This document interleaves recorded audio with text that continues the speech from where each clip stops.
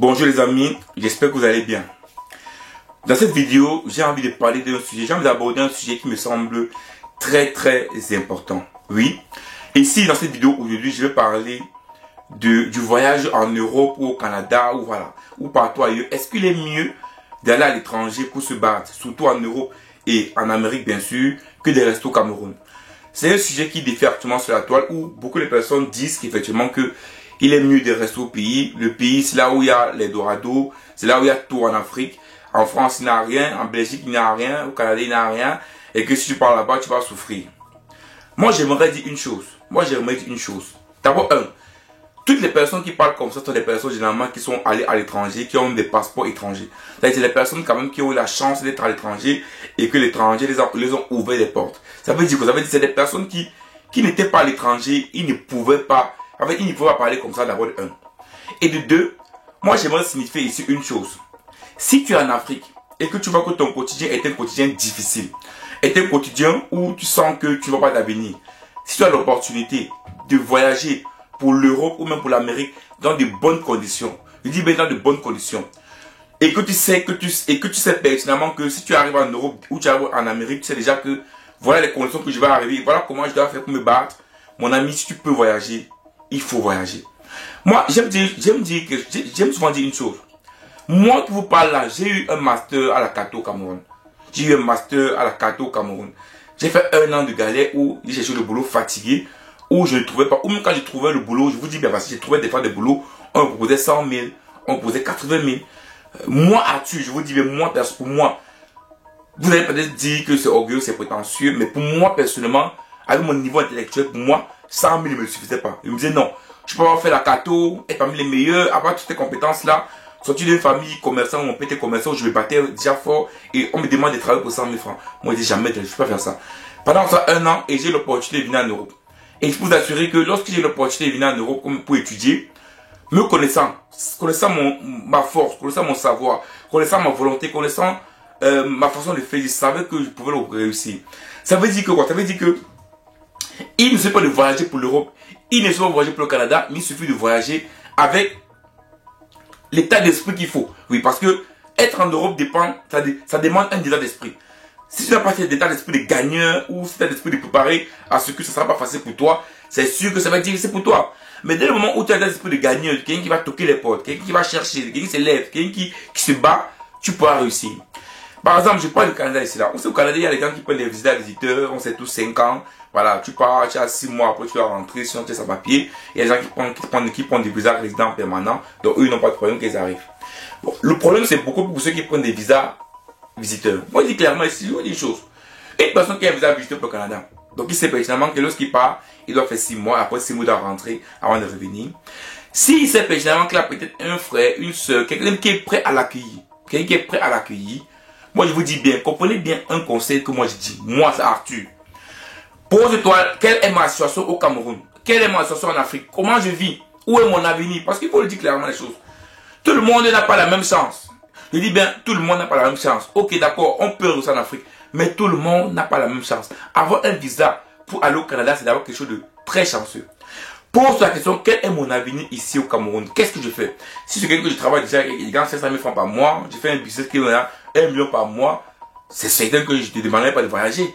C'est sûr. Je vais te dire, mon frère, tu gagnes à 500 000, tu gagnes à 1 million, pourquoi est-ce que tu veux voyager? Tu es déjà bien. Mais si une personne qui se bat tous les jours, tu gagnes tes 80 000, tu gagnes tes 100 000, voilà, tu te bats tous les jours, c'est difficile pour toi. Si tu as l'opportunité de voyager, mon frère, allez, vas-y. Même sur le visa visiteur, je suis ton frère, vas-y. Mais maintenant, quand tu vas arriver là-bas, comment tu vas te comporter là-bas? Comment tu vas te comporter? L'erreur que beaucoup font, c'est que lorsqu'ils voyagent pour le Canada, chez les frères, chez les sœurs arrivent, ou c'est les grandes sœurs ou les petits frères, ils arrivent, ils croient que non, c'est mon petit frère, c'est ma grande, c'est ma petite sœur, il doit parler fort, sa femme, non. Tu arrives, tu te rends petit. C'est ça le premier Camerounais. Tu arrives, tu te rends petit. Tu fais ce qu'on sache que tu n'es même pas là. Et également, tu prends ton ordinateur, tu prends ton téléphone, tu es connecté, tu te cherches. Le problème, c'est que les gens arrivent, ils t'appellent au Cameroun, non, tu te cherches. Tu sors le matin comme ça, tu prends ton CV, tu pars te barres à chercher dehors, tu pars dans les coins où il y a des gens, où tu veux rencontrer des Européennes, tu veux rencontrer des Canadiennes. Tu te bats. Quand tu as l'état d'esprit qu'il faut, tu vas réussir. Le problème, c'est que les gens partent, ils n'ont pas l'état d'esprit qu'il faut. tu n'as pas l'état d'esprit qu'il faut, tu vas rater, tu vas échouer. La possibilité, l'opportunité de réussir en Europe quand tu te bats est beaucoup plus élevée qu'en Afrique. Moi, je vous parle, je suis en Europe aujourd'hui. Je ne pense pas que ma vie aujourd'hui que j'ai cité au Cameroun, je devrais l'avoir facilement. En tout cas, peut-être je l'aurais parce que je me connais. Voilà. Je connais mon état d'esprit, je connais ma force. Mais, pour une personne qui n'a pas le même état d'esprit, qui n'a pas la même force, je peux vous assurer que l'Europe et l'Amérique est très, très difficile. Les gens qui marchent doucement, ceux qui sont tout le temps, qui prennent le temps, qui pensent que non. C'est ce genre-là qui arrivent en Europe, ils ne réussissent pas. Ou au Canada. Mais quand tu arrives, tu sais que bon, j'ai un visa de 6 mois. Je suis mon frère, je suis ma soeur. Il me fait d'abord discret, calme. Je peux même l'avoir pour lui demander, bon, chez vous, bon, je ne sais pas comment ça marche chez vous. Qu'est-ce qu'il doit faire pour ne pas avoir de problèmes chez vous? Voilà. Tu clairement, fais ça, fais pas ça. Voilà. Tu respectes ce qu'on te dit. Voilà. Tu pars chez toi. Tu prépares ta vie là-bas. Ça veut dire, tu peux pas savoir comment ça se passe. Tu poses des questions. Tu sais savoir comment tu peux faire ceci, comment tu peux faire cela, comment tu peux travailler, comment tu fais des business. Tu commences à faire des choses. Tu peux créer par exemple par YouTube. Moi, par exemple, tu peux créer par YouTube. Qui sait, ça peut être, tu peux faire un programme sur YouTube. Tu as un wifi gratuit à la maison. Tu peux être sur YouTube avec ton téléphone.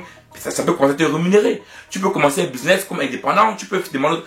Tu te cherches. Voilà.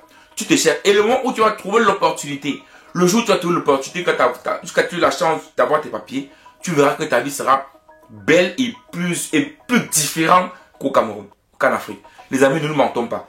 Nous ne mentons pas. Le système camerounais aujourd'hui n'est pas un système qui est adapté pour s'en sortir bien. Certaines personnes ont la chance, mais combien de personnes? Sur 100%, peut-être il y a 10% de personnes qui ont la chance d'être bien établies. Le reste, ils sont nulle part. Il y a beaucoup d'étudiants qui finissent l'école au Cameroun, ils sont nulle part. Moi, j'en fais partie de ces étudiants-là. J'ai fait une grande école au Cameroun, mais mon papa étant commerçant, j'ai pas eu l'opportunité d'avoir des réseaux dans les entreprises. Quand il y a des amis qui étaient moins forts que moi, mon papa était directeur là-bas, là-bas, et eux sont trouvés. Mais moi, non. Vous comprenez cela qu'à un moment donné, cracher sur l'étranger, cracher sur l'Europe, cracher sur... Non, moi je dis non. Moi je dis non. Après voyager en prenant la mer, le désert, ça, ok, on est d'accord que c'est pas bon. Moi, je vous ai dit, voyager quand même dans les bonnes conditions, vous prenez un vol, voilà. L'avion, les déserts, mais il y a beaucoup d'opportunités. Et je vous dis, vous savez, moi j'ai posé la question un jour à quelqu'un ici là qui m'a dit qu'il veut rentrer en Afrique. Et il m'a demandé que, est-ce que tu peux facilement rentrer en Afrique et travailler pour quelqu'un? Est-ce que tu peux quitter l'Europe, tu rentres en Afrique et tu travailles pour quelqu'un? Il m'a dit, Arthur, non, je veux rentrer en Afrique, mais bon, je veux quand même investir. Mais il dit, mais pourquoi est-ce que tu veux pas rentrer en Afrique, tu travailles pour les patrons africains? Pourquoi? Il m'a dit clairement que pour trouver un patron africain qui le paye comme à l'étranger, ce serait difficile. Parce que vu ce que je gagne ici là, je suis un ancien, je gagne 4 000 € par mois, je suis un employé qui va me payer 4 000 € par mois au Cameroun, je peux trouver, mais ça sera difficile. Il va me donner des ordres et tout ça. Et en plus, il a dit une autre chose, l'emploi n'est pas sûr. Donc même s'il gagne bien, après un an peut me virer, c'est pas comme ici. Donc tu vois déjà que lui-même, il dit qu'il va rentrer au Cameroun, mais il ne réussit pas à rentrer comme employé. Il va rentrer comme investir l'argent qu'il a travaillé en Europe. Vous comprenez déjà? Donc ça veut dire que ces gens-là qui rentrent au Cameroun, ils veulent investir avec l'argent qu'ils ont travaillé en Europe. Et parce que l'Europe les a ouvert des portes. Ne nous mentons pas. Il faut dire la vérité, les amis. Il ne faut pas qu'on pense que... Je ne suis pas encore dire qu'il n'y a rien en Afrique. Non. Mais je suis dit qu'en Europe, il y a plus d'opportunités quand tu es quelqu'un qui te bat et qui a l'état d'esprit qu'il faut. Tu as beaucoup plus d'opportunités de réussir. Donc voilà. Moi, je me souvent dit ça que pour moi, 1 an en Europe, c'est comme 5 ans, 10 ans dans ces pays africains. Oui. 1 an en Europe, c'est comme 5 ans ou 10 ans dans ces pays africains. Ça veut dire que tu peux galérer 5 ans. C'est dur pour toi. Mais dès que tu veux sortir la tête de l'eau, en 1 an, en 2 ans, ce que tu fais, quelqu'un au Cameroun, en 10 ans ne fait pas ça. C'est possible en Europe. Quand tu as l'état d'esprit qu'il faut. Ce que tu fais ici, c'est possible. Quand tu as l'état d'esprit qu'il faut, tu sais dépenser ton argent, tu sais adapter, tu ne dépenses pas n'importe comment. Voilà, quand tu as l'état d'esprit qu'il faut, je dis, ben, 1 an en Europe, c'est comme 5 ans, 10 ans, voilà, au Cameroun. Donc, si tu as 5 ans de galère, et que dès que ta galère passe, tu vas trouver tes papiers, travailler bien, avoir ta famille, ce que tu peux faire en 2 ans en Europe, il y a des gens en Afrique, même en 10 ans, même en 15 ans, ils ne le feront pas. Donc les amis, avant d'écouter les gens n'importe comment, réfléchissez bien. Si tu as l'opportunité de voyager et que tu n'as pas une vraie position, que tu n'as pas une vraie position en Afrique, mon frère, ne regrette. Moi, je te dis un conseil, vas-y, voyage. Moi, c'est mon conseil à moi, vas-y.